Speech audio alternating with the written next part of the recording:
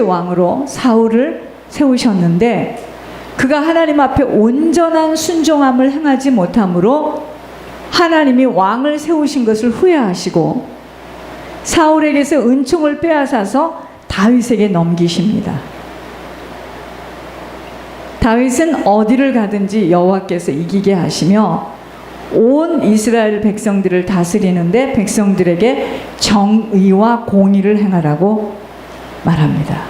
정의와 공의를 행하라고. 여러분, 다윗의 절친한 친구가 누구죠? 요나단입니다. 이 요나단으로 말미암아 요나단의 아들이 무비보셋이에요. 자, 다윗의 절친한 친구 요나단. 요나단은 누구의 아들이죠? 사울의 아들입니다. 근데 다윗을 괴롭힌 게 누구였죠? 사울이었어요. 사울이 다윗을 죽이려고 할 때 사울의 아들 요나단이 다윗을 감춥니다. 그렇죠? 자, 그런데 그 복을 누가 받죠? 요나단의 아들 두 다리를 절고 있는 무비보셋이 지금 받고 있어요. 그 은총을 받고 있습니다. 할아버지 사울의 밭을 무비보셋에게 모두 도로주며 항상 다윗 왕 상에서 함께 떡을 떼도록 왕자처럼, 왕자 중에 하나처럼 특혜를 주는 모습을 봅니다. 사울과 그의 온 집에 속한 것을 다 무비보셋에게 줍니다. 사울의 신하와 그의 후손들은 무비보셋을 위하여 땅을 갈고 거두게 하십니다. 다윗을 일평생 죽이려고 따라다녔던 사울의 손자예요. 몸도 성치 않아 두 다리를 절어요. 그 무비보셋을 다윗은 왕자처럼, 왕자 중에 하나처럼 자기 상에서 같이 먹도록 하는, 보호하고 아끼는 모습에서 하나님의 성품을 보게 하십니다. 오늘 지혜와 현명이에요. 하나님은 우리들의 인생 속에서도 분분초초 무엇을 어떻게 심고 있었는가를 자세히 지켜 바라보고 계시면서 반드시 행한 대로 훗날에 후손과 가문에 그대로 열매 맺게 하신다는 하나님의 메시지로 말씀을 봐야 합니다. 지금 우리들 안에 무엇이 들어와 있고 왜 내 인생에 그토록 가시덩굴과 같은 풀어지지 못하는 일들이 따라왔는지를 그 누구도 깨달을 수 없었는데 하나님이 계시의 영을 부어주셔가지고 눈을 열고 귀를 열어서 짚어주시는데, 우리 조상이, 우리 부모가 이러한 일을 행하고 살았기 때문에 우리가 그것을 겪느라고 이렇게 시끄럽구나. 정말 시끄럽게 겪어요. 그걸 찝어주셔서 취함받게 하시는 축복은 이 땅에서는 그 어느 것으로도 채워질 수 없는 복이에요. 오늘 다윗이 자신을 죽이려 했던 사울의 손자를 왕자처럼 대하는 모습을 보면서 아버지 사울이 다윗을 죽이려고 일평생 쫓아다닐 때 아버지의 악행을 따르지 않았던 친구 요나단의 인생 열매를 무비보셋이 지금 그 열매를 거두고 있는 것입니다. 이 땅에서의 삶은요, 오직 세상이 이해할 수 없는 방법으로 헌신하며 희생하고 충성하는 만큼 후손과 장래의 자기 성에 자기 터를 쌓아가는 거예요. 그래서 지혜롭고 현명한 자는요, 예수님의 성품을 갖는 자야. 예수님의 성품으로 헤아리지 않고 다른 사람의 유익을 위하여 살아가는 것, 이게 지혜입니다. 자기의 육체를 위하여 심는 자는 육체로부터 썩어질 것을 거두고 성령을 위하여 심는 자는 성령으로부터 영생을 거두리라. 영원히 산다 이 말이죠. 우리가요, 선을 행하되 낙심하지 않을 이유는요, 반드시 선을 행하되 낙심하지 말지니 때가 되면 하나님의 때가 되면 반드시 거두어요. 반드시 거둡니다. 여러분, 선을 행하는 것이 무엇이죠? 섬김이에요. 섬김. 선을 행하는 것이 섬김입니다. 이 땅에는 하나님 한 분 외에는 선한 사람이 없어요. 근데 주님이 이 땅에서 오셔서 하신 일이 뭐냐? 섬기러 오셨어요. 그래서 선을 행하는 것이 무엇인가? 섬김인데, 이 섬김은요, 소망이 하나님께로만 소망이 있게 될 때 가능해져요. 오직 하나님 나라의 모든 마음을 다해야 섬길 수 있게 되어지는 것입니다. 한두 번은 섬길 수 있겠지만 지속할 수 있는 것은 하나님께 모든 소망을 둘 때 이 섬김이 지속되어집니다. 네가 이 세대에서 부한 자들을 명하여 마음을 높이지 말고 정함이 없는 재물에 소망을 두지 말고 오직 우리에게 모든 것을 후히 주사 누리게 하시는 하나님께 둬야 돼요. 우리 마음을 모든 것을 후히 주사 누리게 하시는 하나님께 두며 선을 행하고 선한 사업을 많이 하고 나누어 주기를 좋아하며 너그러운 자가 되게 하라. 왜 이래야 돼요? 이것이 장래에 자기를 위하여 좋은 터를 쌓아 이렇게 쳐섭니다. 참된 생명을 취하는 것입니다. 결국 이 땅에서의 천국 준비는요, 섬김입니다. 오늘 밤에 저희들은 식사를 했는데 가장 복된 자는요, 그 식사를 매번 준비해 가지고 오는 자입니다. 섬김입니다. 이 땅에서의 천국 준비는 섬김입니다. 자, 섬길 때마다 천국을 침노해 갈 수 있게 되기 때문이에요. 다윗이 사울을 생각하며 사울이 자기를 죽이려고 했던 그 억울하게 했던 행적으로 사울의 집에 남은 자들을 모두 멸살시켰다면 육신은 시원했을지 몰라요. 아유, 고소하다 그것들. 그러나 아버지 보시기에는 상관이 없는 자로 살아가게 되었을 것입니다.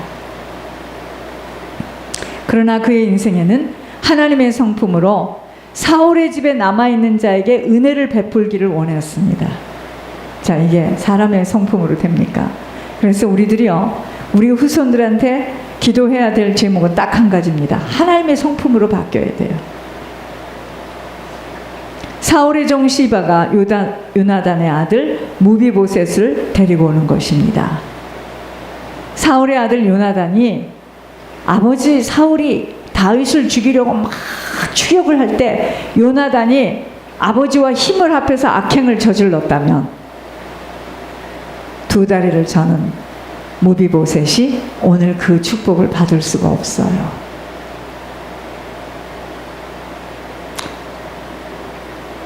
사울의 아들 요나단이 아버지의 악행대로 다윗을 괴롭혔었다면 두 다리를 저는 아들 무비보셋은 그 복을 그렇게 받을 수 없었겠지만 아버지가 뿌린 선행으로, 요나단이 뿌린 선행으로 어려운 환경 속에서도 다윗의 배려로 무비보셋의 인생은 형통한 자로 바뀌어집니다. 연약한 환경 속에 살아가는 무비보셋이 살 수 있는 만남은 아버지 요나단이 다윗에게 뿌린 섬김 때문이었습니다. 이제 아십니까? 아버지의 마음에 합한 자라 인정을 받은 다윗이 그냥 다윗이 되어진 것이 아니에요. 여러분, 우리들에게는 연약함도 있고 실수도 많았지만 섬길 수 있는 아버지의 성품으로 바뀌어지기만 한다면 하나님에게 붙들려 쓰임받게 됩니다. 아셨습니까? 성경을 많이 공부하는 것이 중요한 게 아니에요. 이대로 살면 되는 겁니다. 딱 두 가지예요. 어떻게 살죠? 성경에서 뭐를 우리가 봐야 되느냐면 십자가의 도를 봐야 됩니다. 하나님과 나와의 관계 속에서 계속 내 속에 있는 죄를 볼 수 있어야 돼요. 모든 문제의 원인이 나구나. 그리고 마음을 다하고 뜻을 다하고 정말 정성을 다해서 하나님을 사랑한다면 나는 이제부터는 다른 사람의 유익을 위해서 사는 겁니다. 그 자가 정확합니다. 그래서 결국 지혜는요, 하나님을 똑바로 아는 것이 지혜예요. 그래서 지혜의 근본은 그리스도. 하나님을 똑바로 알아야 됩니다. 지혜는 하나님을 바로 아는 것이 지혜고 그 지혜를 삶 속에서 실천해 나가는 것이 현명한 처사입니다. 똑같은 시간 속에 하나님은 다루시고 시험하시며 테스트하셨습니다. 여러분, 똑같은 시간 속에 어떤 사람은 미국에서, 어떤 사람은 한국에서 살면서 하나님은 테스트를 하셨는데, 주신 복된 만남의 환경을 자신의 유익대로 마음대로 말과 행동을 일삼으며 육신의 소욕만 챙기고 섬김의 소명을 다하지 못했을 때 사명을 빼앗는 것을 확인하며 하나님은 우리들을 주시하며 항상 다뤄보고 계심을 알아야 합니다. 여러분, 우리는요 항상 하나님의 테스트 속에 있는 거 아세요? 하나님의 성품으로 변화되어지지 못하는 만큼은 마음은 원이르되 육신이 따라와 줄 수 없게 되는 길들여진 대로 살게 되기에 먼저는 아버지 마음으로 심장도 정신도 바뀌어져야 합니다. 예, 바뀌어야 돼요. 아버지 심장으로 바뀌어야 되고 아버지 마음으로 바뀌어야 되고 아버지 정신으로 바뀌어야 됩니다. 섬길 수 있는 기회를 주시었는데 섬기러 오신 주님을 따라가는 자들이라면 항상 언제나 어느 때나 다른 사람의 유익을 위해서만 살아갈 수 있는 자들로 변화되어지는 것이 지금 천국 길을 한 걸음 한 걸음 걸어가고 있는 것입니다. 우리들의 후손들이 언제 어디서 누구를 만나도 아버지의 손길이 나타날 수 있는 축복은 어떻게 되어 있다고요? 조상들, 부모들, 우리들이 어떤 씨를 뿌렸느냐에게 달려 있어요. 오늘 요나단의 아들 무비보셋이 일평생 죽이겠다고 따라다녔던 할아버지의 악행으로 본다면 몸도 허약한데 비참한 인생을 살아가게 되었겠지만 아버지 요나단의 충성된 선함의 열매가 다윗 왕의 자리에서 함께 떡을 떼는 왕자의 축복을 받게 되어지는 것 우연이 아닙니다. 지금 우리들의 적은 헌신과 희생이 훗날 가문에 무엇을 남기고 떠나게 될지를 조금이라도 생각할 수 있는 여유만 있다면 근시안적으로 내 앞의 것만 헤아리고 인색한 자로 살아갈 수 없습니다. 왜 가문에 고리대금업자가 있는 후손들이 그래도 가족관계가 원만치 않고, 여러분, 가문에 고리대금업자가 있는 가문은요 굉장히 인색합니다. 인색함의 영이 흘러요. 굉장히 이기적이고요. 이것은 영적인 유산입니다. 영적인 유산. 자, 그 고리대금업자가요 사람의 마음을 아프게 하면서까지 피를 빨아먹는 처사를 했을 거 아니겠습니까? 자, 물건을 땅 문서를 갖다 주고 돈을 꿔줬는데 돈을 갚지 않으면 그 땅 문서를 그냥 갖는 거잖아요. 집도 뺏고. 얼마나 사람들이 돈을 꿔간 사람들이 갚지 못하였을 때 억울한 일을 당하도록 집도 땅도 무자비하게 빼앗았을 때 그들의 심령이 말할 수 없는 고통을 겪었던 것들이 후손들에게 보응으로 치러짐이 갖고 있는 재산이 다 날아가야 하고 지독히도 고통을 겪게 하는 그 모든 것들은 그냥 있는 일이 아닙니다. 후손이 가문에 조상들이 지은 죄를 반드시 받게 돼 있어요. 후손과 가문이 우리들에게 달려있다는 것을 깊이 깨달아야 합니다. 저는 사역을 하는 가운데요 참 많은 사람들을 만났습니다. 참 많은 사람들을 만나서 다양한 것을 제가 듣게 됐어요. 참 희한하고 경이로운 현장을 제가 보았습니다. 어떤 여자분이요 아들을 혼자 데리고 살아요. 주변에 가까운 곳에 어머니도 있고 남동생도 있고. 근데 남편이 컴퓨터를 하는 사람인데 이 컴퓨터를 하는 사람들은 이렇게 방에서 가만히 앉아서 컴퓨터만 이렇게 하고 있으니까 여자가 볼 때는 좀 답답한 면이 있죠. 남편이 그리도 애원하며 나를 버리지 말라고 하는데 이 여자가 남편을 버려요. 차내어 버리고 남편의 친구 도움을 받습니다. 그 남편을 떼어내는데 남편 친구 도움을 받아요. 그런데 여러분 참 이 여자들은 보니까 주변에 친정 식구들이 가까이 있는 사람들은 다 문제도구만요. 그 친정 식구 때문에 결국은 집안이 다 깨져요. 그게 무슨 말이냐면요, 어머니가 있고 아버지가 있고 남동생이 있고 식구들이 있으니까 자기네 가족에서 자기네 문제를 자기 속에서 이걸 풀어가야 되는데 그 고비를 넘기지 못하고 누구에게 자꾸 의지를 하다 보니까 이 가정이 깨질 수밖에 없어요. 차라리 없으면 치고받고 하다가 어떻게 끝내는데, 여러분 이게 참 정말 옛날 어른들 하는 말은 처갓집하고 화장실은 멀리 있는 것이 좋다는 말이 맞습니다. 그 집도 뭐냐, 어머니 아버지가 가까이 살고 남동생이 살고 하니까 문제만 있으면 그리 달려가가지고 결국은 어떻게 되느냐, 그 남편 친구의 도움을 받으며 그 가정이 이제 막 깨지는데, 훗날에는요 그 남편 친구와 붙어요. 같이 살게 되더라고요. 그런데 이제 남편 친구하고 같이 살면서 아이를 갖는데, 아이가 생길 때마다 아이를 그냥 유산을 시켜요. 막 정신없이 유산을 시키는데 어쩔까 싶었어요. 마지막에 아이를 이제 그 아이는 키우더라고요. 그 낳는데 이 아이가 장애아예요. 정신질환 장애아. 그 아이 때문에 말로 표현할 수 없는 고통을 내가 겪는 걸 보면서, 하나님은 육신의 삶 속에서도 반드시 뿌린 것에 대한 것들을 한치의 오차 없이 갚아가도록 하는 것을 전 시간이 가면서 더욱더 확인했어요. 그냥 우연하게 있는 일이 아니더라고요. 모든 일들이 본인이 자신이 뿌린 것들을 거두는 거예요. 우리가 그런 겁니다. 보필하며 섬기라고 붙여주신 스승을 막대하고 자기 마음대로 조종하는 것만이 아닌 스승이 갖고 있는 것들을 이용하고 스승 위에서 가르치고 스승의 마음을 아프게 한 것에 하나님은 반드시 그대로 갚아주신다고 하시면서 내치시는 것을 보면서, 지금 우리들에게 주신 이 모든 환경을 감사함으로 받으며 아버지 앞에서 철저한 자기 부인으로 겸허한 자세를 갖추지 못하게 되면 아버지에게 합격점을 받을 수 없다는 것 깊이 깨달아야 합니다.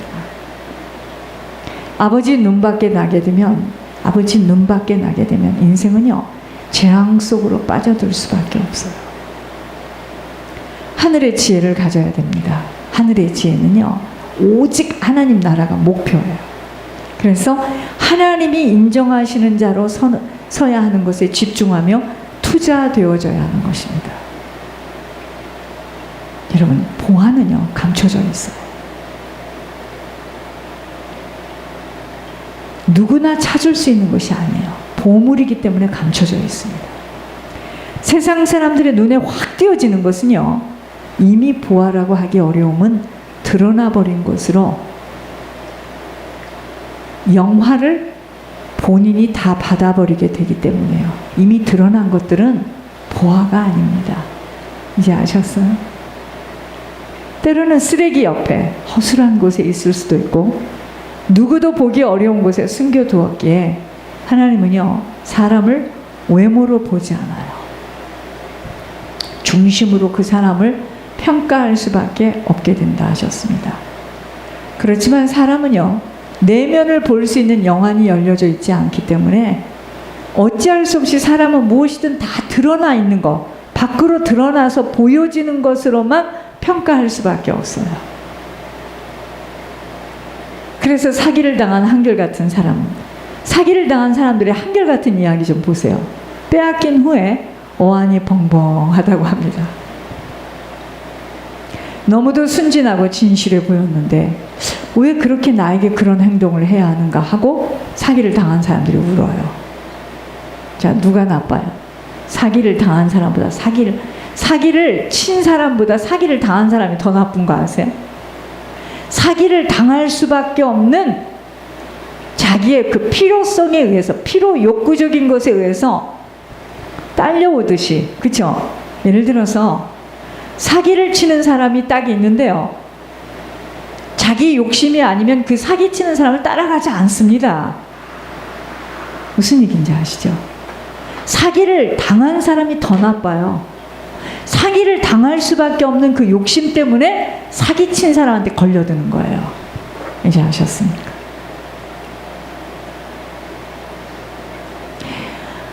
본인들이 그렇게 그 상대방이 가지고 있는 걸 좋아하기 때문에 그것을 딱 짚는 거예요. 그래서 아무나 사기당할 수 없는 거고, 사기치는 사람도 아무에게나 하지 않아요. 접근하지 않습니다. 필요 만족도가 있는 사람에게 탁 잡아요. 사기를 치는 사람들은요, 절대로 사람의 마음을 빼앗기 위해서 여러 가지의 포장을 두껍게 하였기에, 그 포장으로 인하여 가려놓았기에 포장이 열려지기까지는 알 수 없어요. 아셨습니까?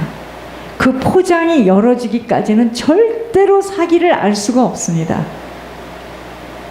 세상에서도 많은 사람들이요, 좋다라고 평가하는 사람을 하나님은 절대로 그렇지 않음을 속을 비춰주시는데, 사람처럼 포장 가식 속에 위장할 수 있는 존재는 피조물 중에 오직 영혼을 가진 사람만 할 수 있음을 사단의 조종하에 살 수 있게 되기 때문에 사람만 그렇게 포장을 합니다. 다른 건 그렇지 않아요.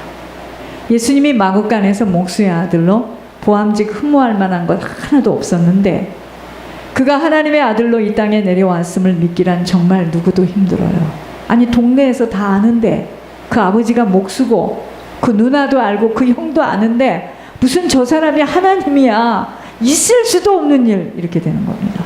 아니, 내가 태어날 때 봤고 내가 자랄 때 다 봤는데, 이러는 겁니다. 공생의 기간 동안 여러 가지 이적과 기적을 베풀었어도 사람들은 그때뿐 그분이 하나님임을 그 누구가 알아차렸을 것인지요. 결국 언제 알게 됩니까? 십자가에 달려서 죽고 난 후에 그분이 깨어 일어나시고 부활하시니까, 선생님이 정말 그리스도셨구나.